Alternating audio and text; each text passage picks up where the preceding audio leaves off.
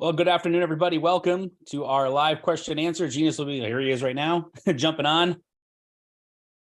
So we're happy to be here with you guys today. We've been getting a bunch of questions coming in through chat and other forums, so we're going to take some time to answer those for you guys. And feel free to ask questions as we're going along as well. It is live, so feel free to post things as we're going here. So happy to have you guys with us here on this Wednesday afternoon. And if you're not here live, then hopefully you're still getting something out of it. I know a few of you asked about that, saying you couldn't make it, but still post some questions, and I guess we'll watch it later. So glad that you're taking action too as well. So Genius, you have anything you want to add before we jump in? No, I mean, just make sure you guys post some questions in the chat, and we'll be glad to answer them for you guys. Obviously, the more questions we get, the longer we'll be on. We got a few questions already that were already input in the group chat, so I guess we'll start off with those until we get some.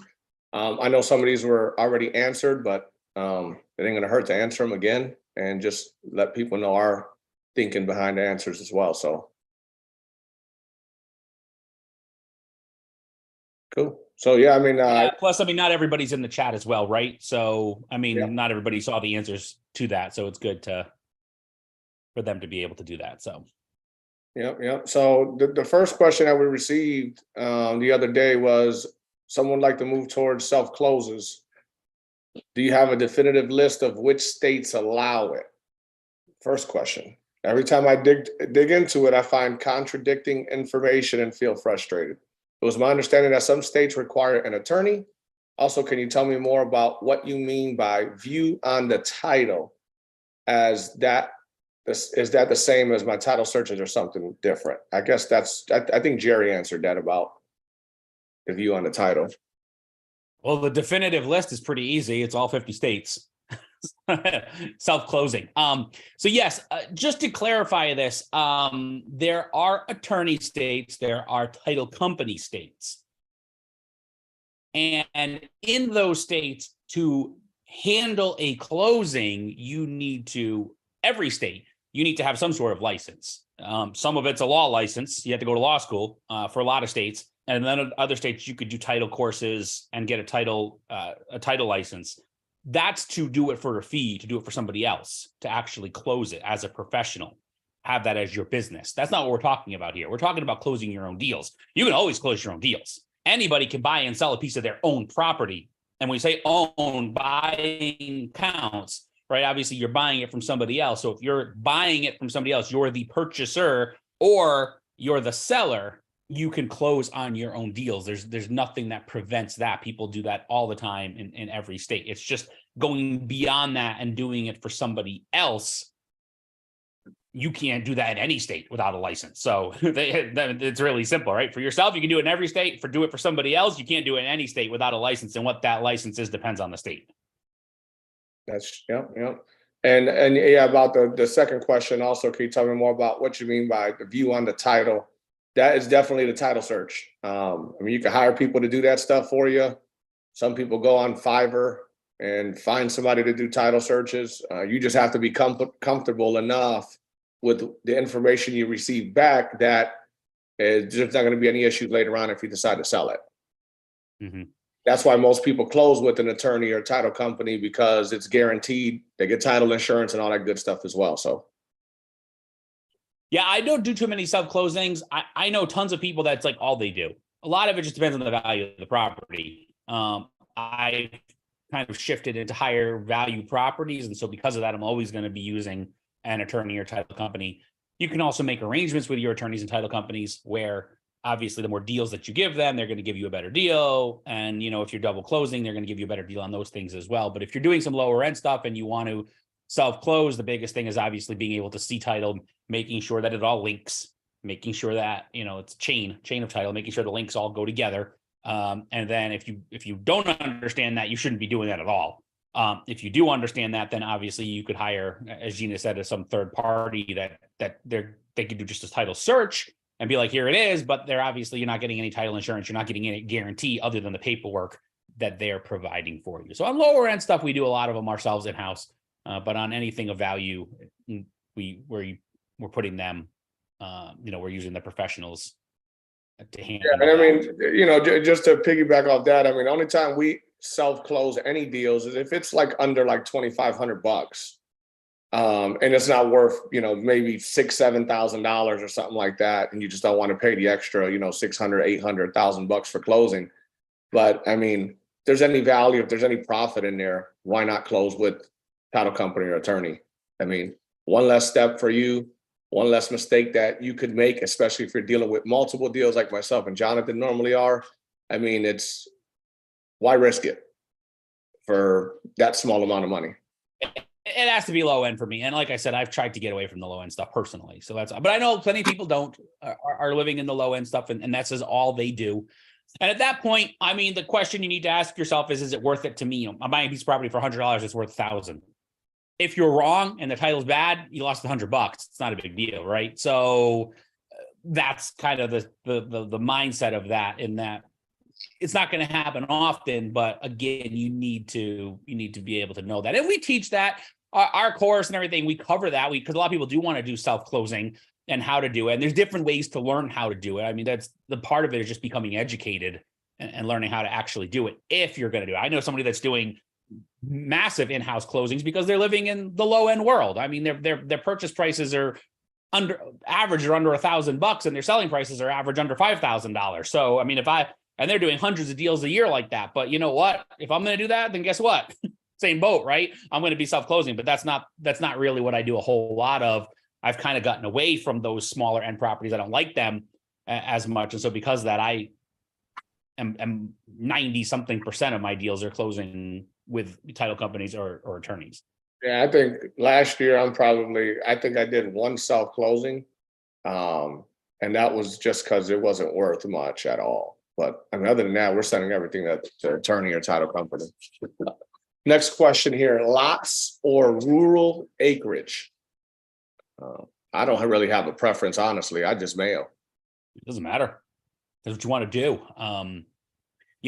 As we teach in our course there, obviously the further away you are, like you're talking about rural, and you said the word acreage. So whoever asked that question has some understanding. I mean, lots are going to be more city built up areas. And then you go into, as you get further away from that, they get bigger and bigger and bigger. So you just got to make sure that all works. I've done deals from, I think the smallest lot I've ever had was 4,000 square feet.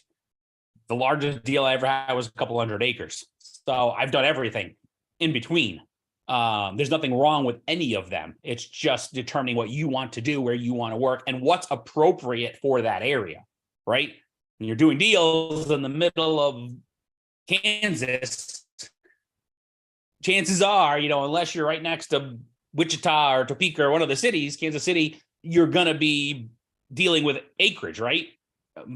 Conversely, if you're doing deals in Rhode Island, probably not a whole lot of acreage there in that state. It's a small little state, and it's built up, and there's 1 million people and over 1 million people in this tiny little spot. So, basically the entire state is a suburb of Providence, the capital. So it's like so it has to fit with the area that you're working in. Absolutely. Yeah. I mean, like I said, I don't really have a preference. And I mean, what I always tell people as you're starting out, I mean, kind of mail everything, whatever you're comfortable with. If you want to do 1 to 10 acres, if you want to do 1 to 100 acres, if you're in a certain price point, just mail. Once you start getting some experience, if you want to kind of hone in on one thing, whether that's bigger parcels, whether that's lots, whether that's certain price points, then you're more than welcome to it. At least get some experience, make some money, and then kind of decide what you want to do from there. Yeah.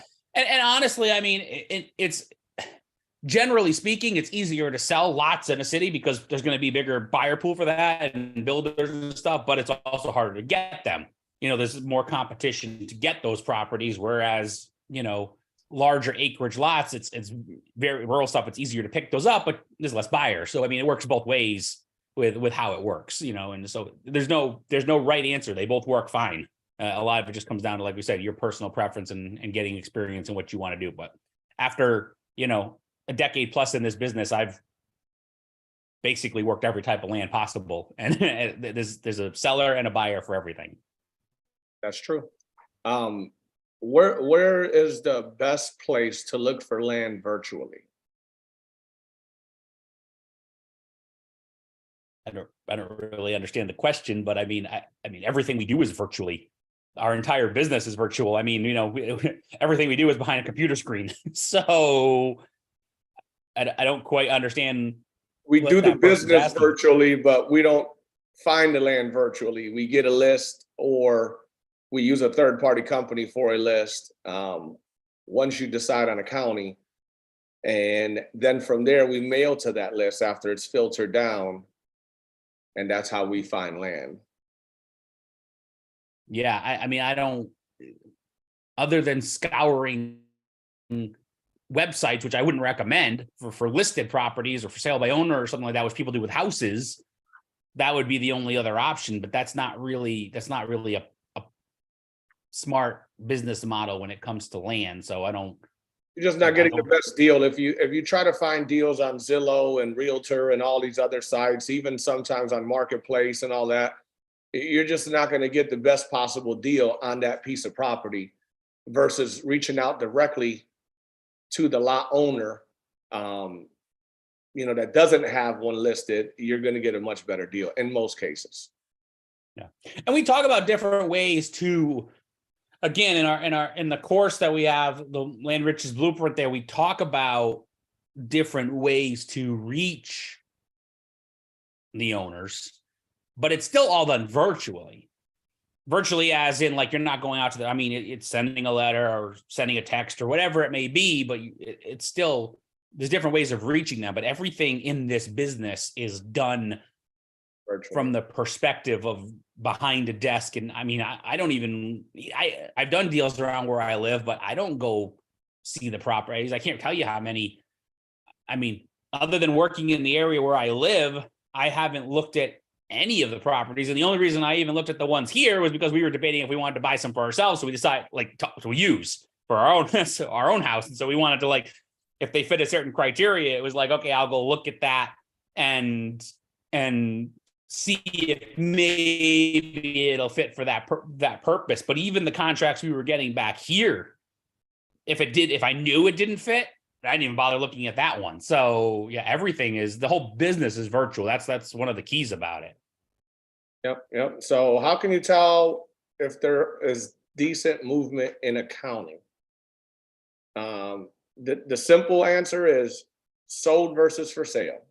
What's the ratio?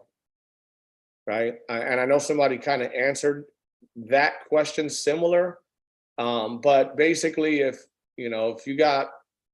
there's sales in the county, let's say it's a fairly decent sized county and there's 400 sales in the last year, and there's 200 for sale in the last year, just for sale in general, then that's a pretty solid county as far as movement. If you have 5 sold and you have 100 for sale, it's going to be super easy to get deals in that county. Problem you're going to have is it's going to take forever if you sell them, because obviously there's not a lot of movement, right? There's no sales going on. Without sales, there's not really much movement. So, and if you flip that, it's hard to get them. Yeah. If it was 5 for sale and 100 sold, it means it's super, super hot and insanely hot, right? And so it's harder to. And somebody put, hey, there's no competition for sales, and the answer that Lorena asked, but there's no competition because the market's so hot. Once it goes up, if it's any kind of decent deal, it's being sold right away. So, or it could be it's a completely dead area that just is nothing. You got a county with 1,000 people in it and nobody's buying and selling there. I mean, because we've seen counties that are like that, where it's like, hey, this county's got and it's like, oh man, the ratio looks good in the last year. It's like, man, it's like even what I'm selling and what's for sale, but there's 6 sales in the last year and there's 6 properties for sale. It's like in a year that's not good. I mean, people aren't really looking there. So it's got to be, the numbers actually have to be somewhat, and obviously the bigger the county is population, more those numbers have to go up. But at the same time, you want to be seeing some sort of decent number. You don't want to be seeing a handful for an entire year, because that's like nothing's happening there. So there's a lot of different parameters that go into identifying. It's not complicated, but a lot of different parameters. And again, we break all that down. Our program does break all that down, exactly how to do that. Yeah. Another question, Milton. I have 2 acres under contract and would love to max out the profits. We all want to. Every time we get a deal on the contract, we want to max out the profits, Milton. Since it's in septic, I could only do 2 homes or 2 duplex. If we run sewer, I could build about 11 homes. The lot is very long. The sewer line would be straight in front of the lot. Any idea how to run sewer per linear foot? I'm in South Carolina. Reach out to the county. They'll tell you the tap fee and all of that stuff. Well, that's more than a tap fee at that point, because that'd be running a line. That'd be actually coming off a main and running another. It's probably not, unless you want to get into development, probably not a project you want to tackle. What you could do is find out if that is a legitimate, just because it's larger doesn't mean it automatically fits that. Oh man, if I have a sewer line, it's going to work. It doesn't mean that. County has to approve it. Zoning has to allow it. There's a lot of different things that fit into that. But if they did allow it, and if they did say you could do this, you could obviously get some preliminary work done, entitlement work, where basically it's just putting the drawing in and having it done by an engineer to have it put in. This is the line, this is the lot, and then you sell the project and let somebody that's actually a developer handle it. You got to decide what business you're in, because you're taking it from flipping land to developing if you go down the sewer line road. And that's a whole different expense, whole different set of, I mean, it's a big jump. So you just need to figure out what you want to do. So generally speaking, I don't do that personally. I stop. I've had things planned. I've had things broken up. I've created lots. I put in drawings. I've had the engineering work done, but I've never actually gone through and done the work myself on those things. And so a lot of that's just looking and seeing what makes sense for that particular lot. And then obviously what you get out of it has to make it cost justified, because you're saying you can get 2 and then jump up. But if the 2 sell for the same amount or better, or even just a little bit less than all the other ones would, after you put in the expenses, it's not a worthwhile project. So there's a lot of things to be figuring out in something like that. Yeah, and I actually read that question wrong when I answered that question. But yeah, I mean, as far as you really do have to decide if you're going to get into development or if you're going to flip land. Personally, look at the value, man. Look at the value, and like Jonathan just said, decide if it makes sense to even do that work. And you'll know based when you start getting numbers on even just the engineering, to reaching out to the county and seeing if all this can be done to begin with. And then you'll start seeing what the expenses are, and then you can kind of decide from there if it even makes sense to do it. Yeah. And you got to figure out what your cost would be to design it. And then you got to figure out what their cost would be. They're obviously, a development company's going to be able to do it cheaper because they're going to do it themselves. But you have to figure out a rough cost of what it would cost to put in a line, a road. You'd have to put in a road, and these are not, when you're talking roads, we're not talking your specification. These are by county or city or whoever it is specifications. There's a lot of different aspects of this that come into play. That's why I said it's a whole different business. That's not real estate investing at that point. That's development.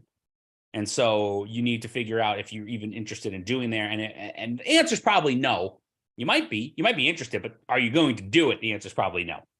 But you still need to figure out if it's even worth attempting to sell it that way and go through that work, or if it's better off just flipping it as it stands and letting somebody else take down if they so desire. Yep. do you analyze a property before sending a blind offer, or do you just go for it? Well, our blind offer strategy is not the traditional. So the short answer to that question is absolutely. We know exactly who we're sending blind offers to and know about those properties, which is one of the reasons that our blind offers get a much higher percentage response rate, conversion rate, I should say. Getting it's response, blind offer is response because they're signing it.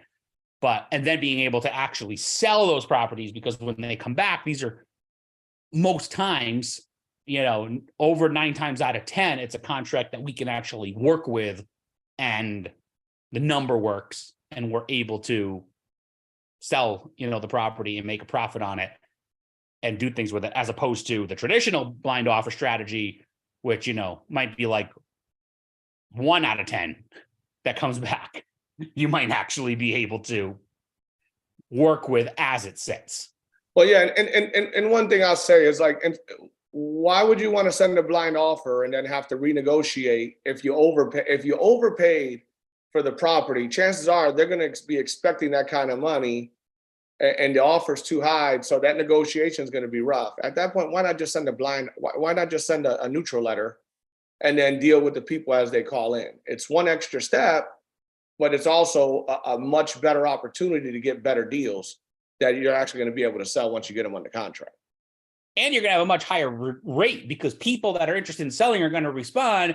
Whereas if you hit them with a blind offer and it's too low or something, you kind of killed it. You burned your bridge before you even started. So yes, it's an extra step, but you're these people are qualifying themselves, and so it's you're doing these things. Whereas like with the blinds, again, I know the conversion rates as they sit is literally like 1 in 10. Meaning, I'm not saying that's all you'll get, but if you get 10 back, only one of those blinds actually will transfer over into an actual purchase and sale with the way it's written.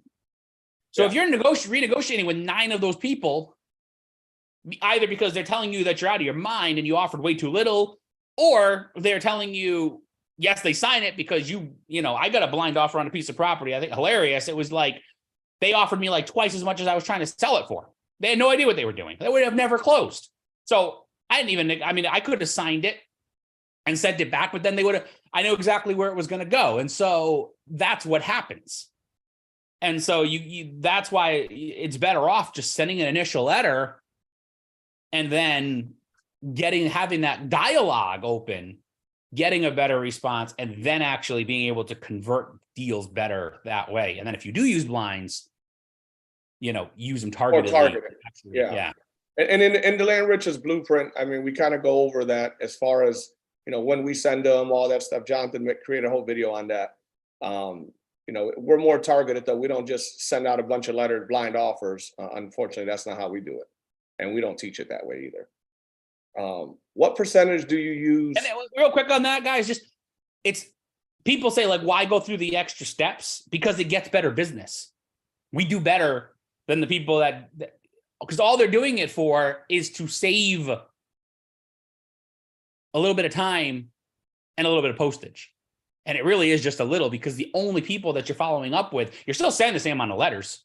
You're just sending an extra one to ones that actually, but I guarantee you, I know, because we've done it, Matt, that the car conversions are better doing it that way than, and I have the proof that I have for that myself is all the blind offers I get, and just knowing that they're either very few of them have been like on par to where we would actually make an offer on a piece of property as investors. It's either way, way, way, way low and nobody would ever do it, or like I said, they're offering twice as much as I'm trying to sell it for.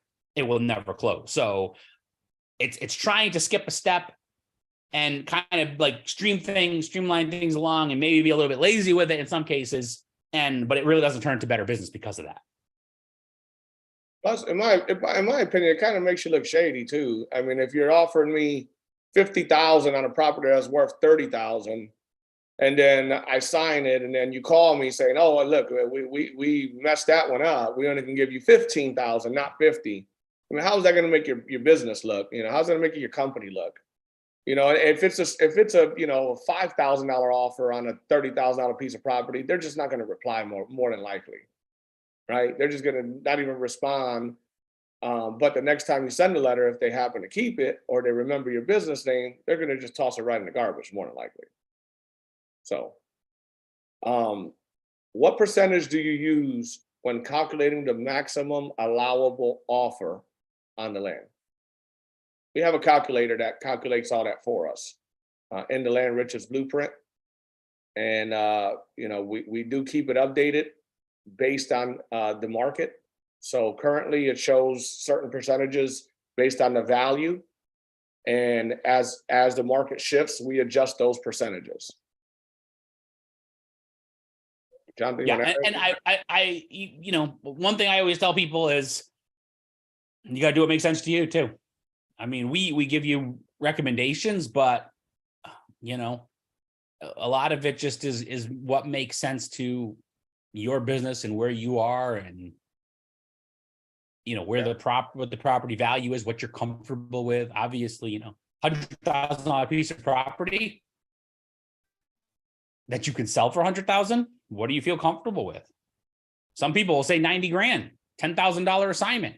Honestly, if I ended up at that, I wouldn't be like ecstatic, but I wouldn't turn it down, you know. But in reality, I'm going to try to, on a deal like that, I'd rather be getting $25,000 or $30,000, you know. But some people will be like, I got to double my money. I love $100,000 means you got to get it for 50, and you got to make 50 grand to be content. But if you've got a $10,000 piece of property, you'll pay 5 and make 5, and you're content then too. It's like that makes no sense, right? So you just got to know what your numbers are and what makes sense. But you've got to be certain. The higher you go, you got to be certain what the back end is, because what Genius was talking about earlier with the blinds, you're going to find yourself, if you're not, going back to people and having to renegotiate. Oh man, I thought it was worth 100 and it was only worth 85 and I offered you 90. And you know, whereas if you had the deal under contract for 70, it's like you're still walking away with a $15,000 payday, you know, in a situation like that. So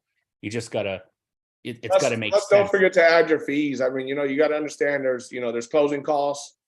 You know, you have, if it's worth 100 and it doesn't sell in X amount of time, you got to leave yourself room to drop pricing, things of that nature. So just keep that in mind also as you are calculating the offer that you're going to try to make on a piece of property.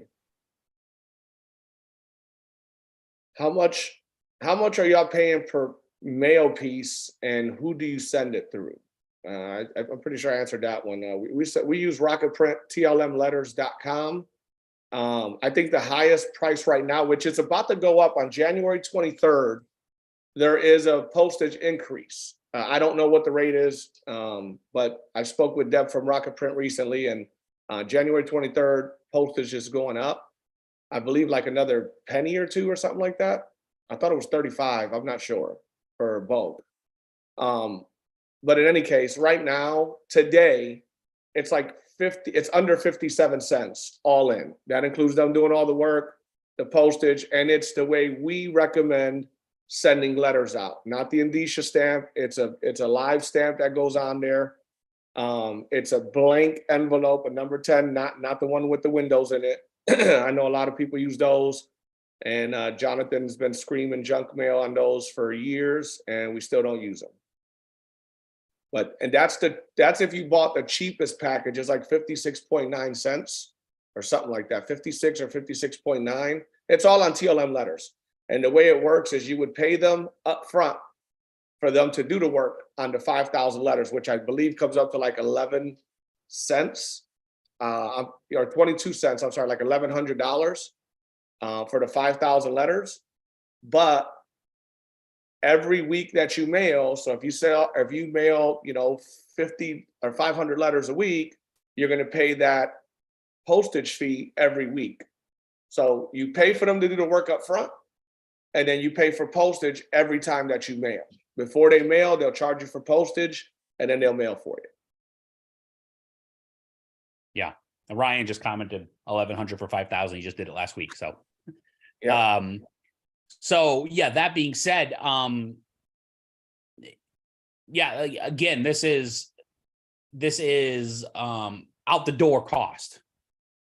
You send them the list, it's printed, folded, sealed, stuff sealed, printed envelope, stamped, the whole deal. So that just realize it's everything included for your mailing, at that point, when it comes to that. So you're out of the mailing game, which I'm assuming is the goal pretty much everybody wants. Yeah.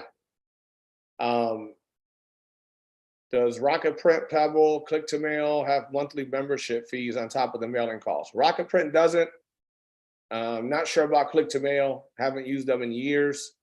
I know when I was using them before, I think they were about 56, 57 cents in the past. So I'm sure they're probably a little bit more expensive now. Pebble does have a monthly, it's more of a CRM that you can mail out of that CRM. It's not a mail house like Rocket Print. Rocket Print is a mail house and they do all the work for you. So I'm not sure what the fees are with Pebble, but I do know the monthly, like to use their CRM and stuff, is around $200 and something a month, roughly. And part of it with them is using it's for theirs is designed more for the blinds. So it's what's built into the system. So you'll be doing that, and then with the other one, Click to Mail was more expensive, and they're windowed envelopes, and I don't really know anybody using them anymore. So TLM letters is where we was Rocket Print. That's and again we're use that link because that you get a discounted rate. It's actually not it's sort of a discounted rate. It's basically the windowed envelope rate on a printed envelope. So you're getting the windowed envelope rate, which is their lowest rate, but they're putting it on a printed number 10 envelope. So which they do charge more for normally. And so we've made arrangements with them to get them cursive and all that yeah, stuff. You can handwritten font if you want, blue ink, you can do a couple different things, but it's more, I mean, that stuff's all good. And we do recommend that stuff, but obviously getting rid of the windowed envelope is huge and you're getting it at that. So that was one of the arrangements we made with them, for our students. So, tlmletters.com, and you can go and get that. You get the lower rate, the windowed envelope rate, but it'll be on a normal number 10 envelope. With a stamp, with a live stamp. Yeah. Yep. So we did have one question here from Greg Beachy. He paid for 2 lists from 2 different counties using the email in the program to request the information. Both of them don't have any owner names or addresses. Would it make sense to have someone manually input this information from the county website? I'd go back to the county and find out what the county has that information. They messed up because they have to send a tax bill. So they obviously have the owner. So what they gave you may have just been the parcel identifier. I don't know. Sometimes the way these things work is there's different worksheets across and like the owners in one, and then the owner information with like the APN, and the next one is like the property info, and it's spread out over 20 spreadsheets. It's a pain, but sometimes that's the way it is. But there's an identifying mark across all of them that lets you combine them together. I don't deal with that. I just have a VA do it. The VA that does all of our list stuff that we recommend is $30, and it's just let him handle it and he fixes it for me. But if you have the full list, the list the county gave you, and you're looking across all the spreadsheets or the workbooks or whatever they provided, and you don't see that, I'd be reaching back out to them because they obviously have that information. And I've had a county do that. I paid for a list from a county and they literally didn't give me the mailing address. And I was like, and they're like, oh, that's the list we have. And I'm like, well, how do you send the tax bill? You charge me for a list that I was very specific about. And then it took a little while because the guy was being a pain, but I did get the list that I wanted, for that area. So it ended up working out. So I would be going back to them and finding out what the issue is and why they didn't give you that information. Yeah, I haven't run into that much. I have once in the past, but normally what I run into when I'm sending the emails is more of getting to the right person, which a lot of times it may take us a week to get to the right person. But once we do, we get the information we need pretty We quick. don't have that list. We don't have that information. We don't keep track This of is that. the wrong We- department. You have to Yeah. speak to this department. So we get a lot of that. Like my wife just got 2 lists back Monday. And I mean, it was, it took her about a week, I believe, to get the list after first communication. But I mean, we didn't have to pay anything for these lists. I don't know if it's more of a West Coast thing or like from the middle of the country over, because I hear a lot of people paying for lists. But on the East Coast, there's not a lot of people paying for lists. On the West Coast, it's more I hear that. Unless, I mean, Yeah. I'm lying because I did hear Pennsylvania, like Philadelphia, that county that's Philadelphia's in, the list was like $500 or $600. So I did hear that before. I can't even, I don't, that might be true. Why somebody would want a land list for that area? Pennsylvania is going to have tiny counties because it's a northern state, 13 colonies. Those are the smallest counties in the country. Philadelphia is a huge city. It's one of the biggest cities in the country. So it's basically going to like that entire county is going to be city. It's going to be urban. And I mean, maybe the very stretches of it will be suburban, but it's still, that's going to be like, so there's going to be very little vacant land there. I don't even know why. Greg, going back to your question, reach back out to the county. Reach back out to the county. I do that right away and let us know tonight on the call. They don't release the owners in for, South Carolina.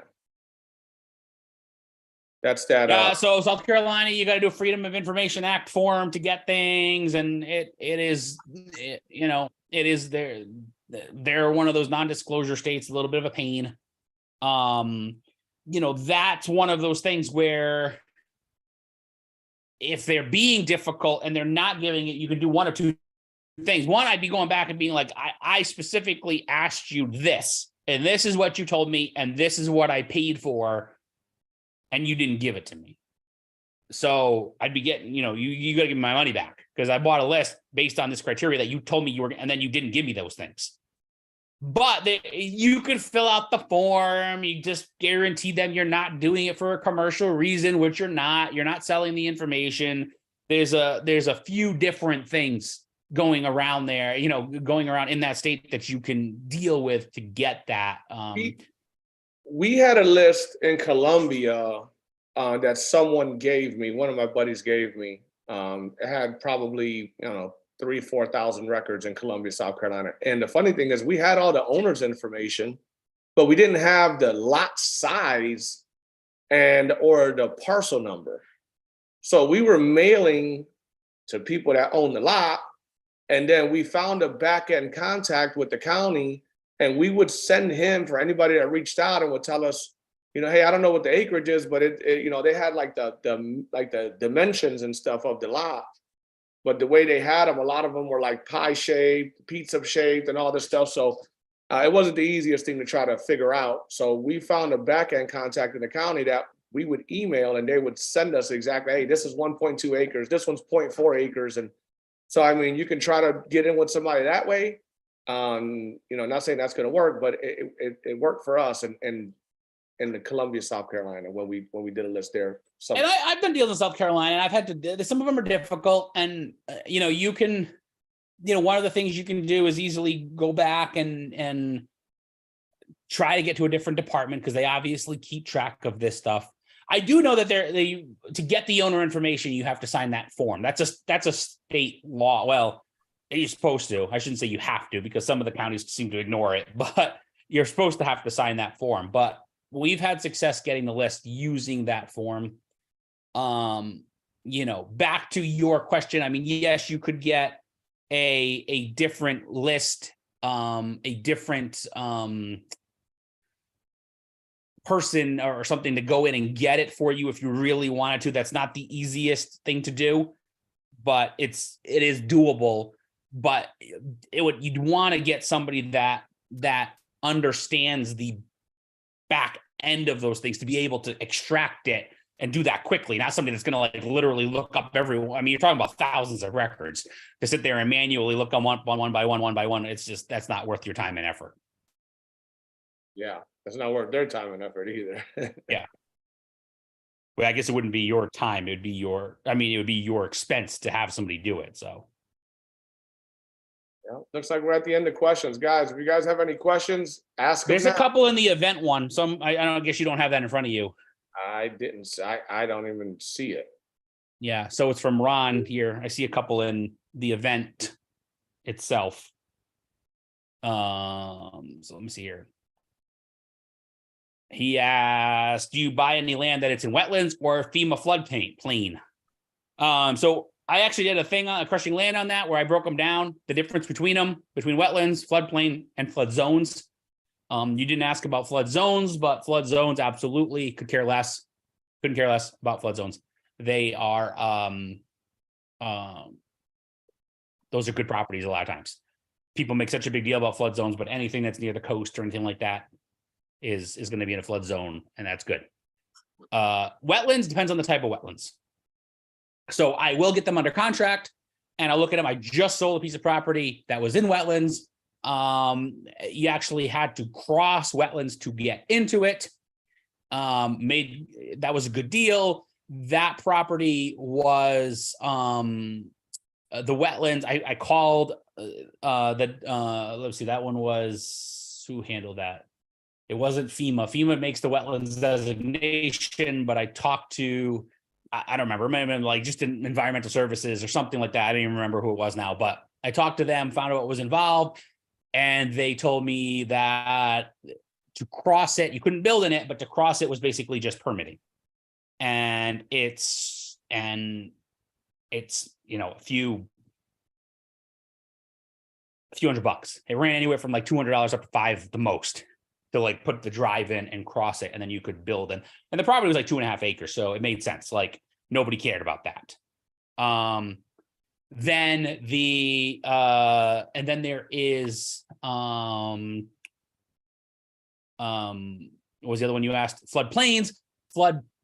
So hold on a minute. Let me go. I'm sorry. There's a bunch of stuff. Genus, when I'm talking here for a second, I don't know if you can pull up the event because there's questions popping up in there.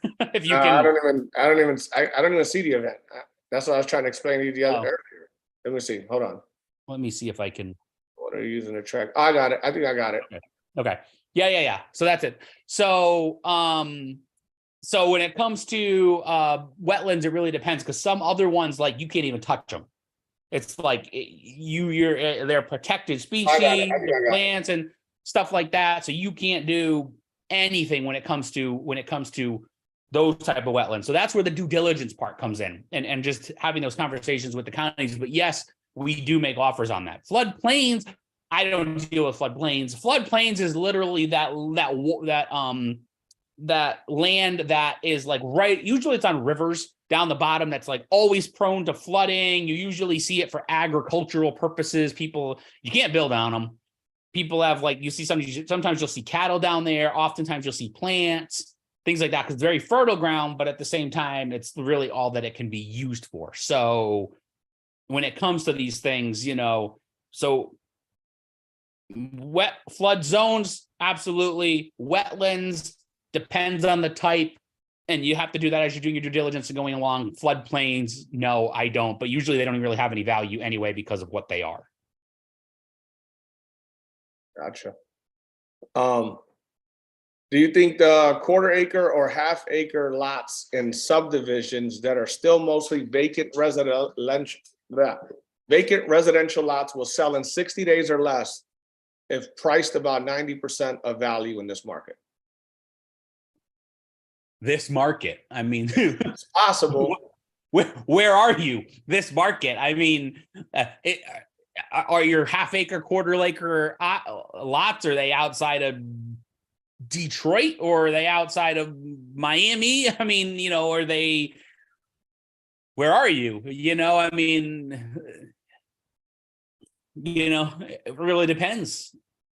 So, and you got to remember, in some areas, the market's already shifting heavily, because it was way, way overdone. So there's certain areas that are starting to slip big time, and other ones are staying pretty stable. So, 90% now, you're saying 60 days or less in 2 weeks might not be 90%. So it really just depends on the act. You said this market, but this market is dependent on the location, because every area, every state has good markets. They have bad markets. So it really just depends. It's possible. I've got stuff that I have out for, right at market value and it's selling, but then there's other stuff that I've had to scale back based on where, based on what the value is and what's happening there. Yep.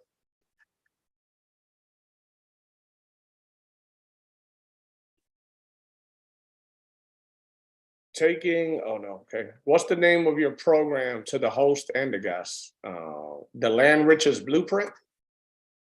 You can go to the landrichesblueprint.com. But yeah, that's the name of the program, the Land Riches Blueprint. You can also go to thelandmethod.com and you can see some information about it there as well. You mentioned there's no the in the landrichesblueprint.com, not the. Oh, landrichesblueprint.com. And I'll just reply. I see the thing here. I'm trying to reply. It's not letting me, but I'll reply later. What you mentioned Pebble, what are you using to track your incoming leads? Right now, I am actually using spreadsheets. We are in the process of making some changes with that. We'll talk about that more in the future. We told you guys there's a lot of different things that are happening right now across the board to update and keep things really out there and where things are at in 2023. One of the things that we've talked about is staying relevant, and so we'll be informing you guys of all that as we're going along here. Yeah, we got some things in the works, man, and once we're a little bit more sure and everything is in flow and ready, we'll drop more information on it. Question. I have used Pebble just if you really want a CRM. You can. It's just a lot of people are. It's just justifying the cost and for what it is in housing. It's like there's so many parameters, right? With land, there's not nearly as much, and so it's just where you sit with that. So if you absolutely need it and want it, then for the time being, yeah, that's fine. But if not, like I said, I'm using spreadsheets right now myself, and you can, and we've got like I said, more information coming about how to handle all of that and deal with that and in a cost-effective way, in the near future. Yep. Question. Do you market and sell RV lots, and what is the best way to sell them quickly? Florida. Sure. I have. I haven't worked in Florida in a while, but I've sold them in the past. What's the best way to sell them quickly? Just like anything else. The same methods. It's still land. People are looking on the same places. It doesn't change. So, that's just like saying, like, what's the different, what's the best place to, there is obviously some nuances, and a lot of that comes down to the price and where it is and things like that we talked about in the program. And as you get higher up, but those typical places that are out there that, getting it out and getting it syndicated to different sites like realtor.com and Zillow and things like that is good. Obviously Craigslist in Florida, that's still Craigslist, is kind of a dying thing, but in Florida, it's still good. We've done very well with that in Florida. And then, Facebook Marketplace things. So those places that you are selling your land in general still work for that type of land. That doesn't change.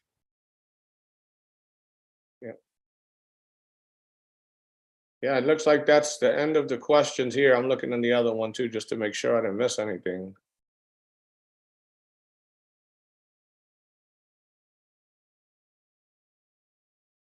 Yeah. All right. I don't see about it, anything Jonathan. so.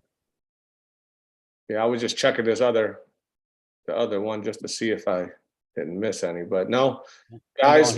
Chat a little about, I think it's supposed to say flat fee. It says flat MLS.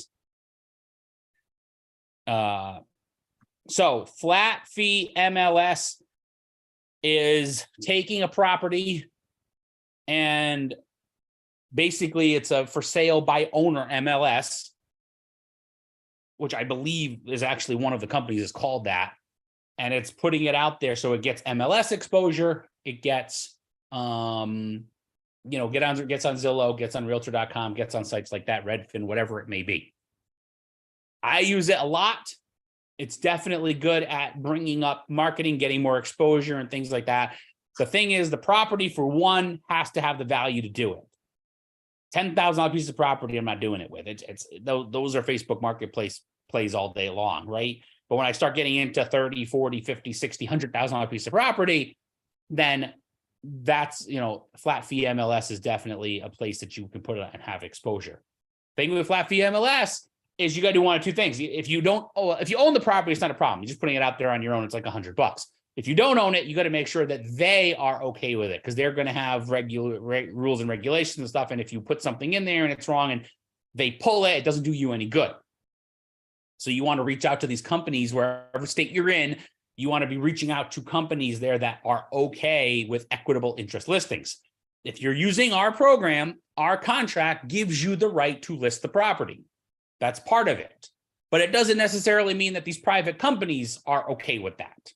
They may have their own internal rules. So sometimes you got to do a little bit of digging. The nice thing is it is usually across an entire state. So after you find one, you can just keep working with them over and over and over and over and over again. You don't need to worry about finding one again. But so if there is something you're looking at, a very specific area, you got to find one that, if you don't own the property, they are okay with that, and they're okay with the equitable interest listing of a property and things like that. Now, every state that I have done these in, I have found one that has been okay with that. It takes a little bit of time, a little bit of effort to make some calls and things, but you can find those things. And I know Genus has worked in states other than mine. He's found them. I know Keely's worked in states other than us, and she's found them. So they are out there. It's just doing a little bit of legwork to find those if you don't own the property. Yep.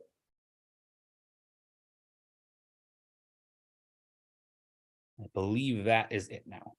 Yeah. Yeah, I don't see anything else. So, guys, we appreciate you guys, those that are on those that are seeing it later. If you guys, have questions, things like that, I mean, we'll try to be a little bit more regular doing some Q&As. I mean, not regular like every day or every week, but, we'll try to do a few more here and there just to help people out, man. And, if you have questions about the Land Riches Blueprint, go to landrichesblueprint.com. I actually put the link in one of the two groups. I know there's two different ones. That's why. Or you can reach out to John or reach out to us here at the office, 980-357-4545. And for those that'll be on the call this evening, like Ryan and a few others, Greg, call starts at 7:00 tonight, man. So for everybody else, Jonathan, if you got anything else to say, no, we're good. No, it's good. Thanks guys for joining us. Thanks for the questions, and good. Just keep doing business. I mean, like I've said before, what we're dealing with right now, this is the make it time in real estate. As markets shift, that's when you make it.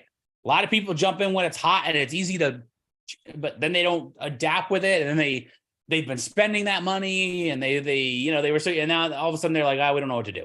And this is the time. So, get yourself educated, get some help if you need it. We're here, we different programs that to help you with that.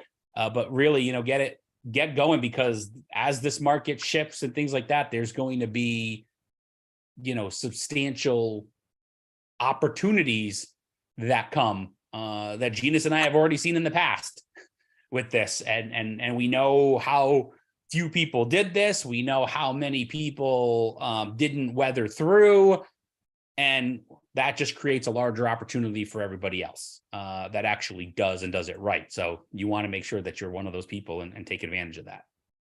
Yeah, and make sure you guys are following, if you guys are following other land people, and, sure you're following other things, man, just try to make sure you're following people that are actually doing the business. Everybody says they're doing the business, but let's be honest, 90% of the people are not. There are some good people out there that are doing the business, and I follow different, house people, apartment people, BRR people, things like that as well, because I do other real estate ventures as well.